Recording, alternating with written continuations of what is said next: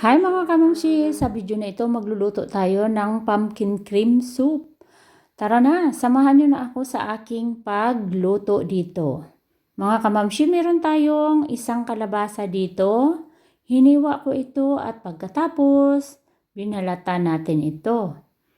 Pagkatapos na malinis na, atin ito na hiwain ng pa-cubes. At meron tayong kaldero dito, nilagyan ko siya ng sibuyas at saka ahos at saka isama natin ang ating kalabasa dito. Nilagyan ko siya ng 1/4 na milk. Pagkatapos lulutuin natin ito hanggang siya maglambot. At kung maluto na mga kamamshi, ilagay natin ito sa ating mangkok at isiperate natin ito. Pagkatapos, ilagay natin ito sa ating mixer. I-mix natin ito siya ng maigi. At pagkatapos, isama-sama natin ito sa ating kaldero. I-continue natin ito siya ng luto at pagkatapos, nilagyan ko siya ng nutmeg para lalo siyang mag-creamig at sobrang sarap ito guys.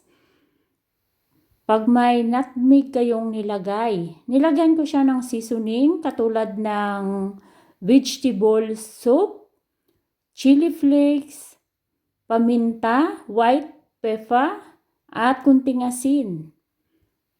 At pagkatapos po, lulutuin natin ito. I-continue natin siya sa pagluto. Meron akong heavy cream dito. Mix ko ito. At para ito naman sa ating soup, nilagyan ko siya ng mga 1 kutsara dito para lalo siyang kikrimig ang ating pumpkin cream soup po. Ayan na. I-try nyo siya na ilulutuin at sa luhit lang guys. At pagkatapos meron tayong bacon dito. Ayan, tapos na ang ating pumpkin cream soup. Ilagay natin ito sa ating mangkok at pagkatapos nilagyan ko siya ng kunting heavy cream. Itapping natin ito at saka ang pumpkin oil. Meron ako dito. Sobrang sarap ito guys pag may meron kayo. I-arrange natin siya, i-decorate natin siya para lalo siyang gaganda tingnan at lalong masarap. Sana may natutunan kayo dito mga kamamshi. Follow for more.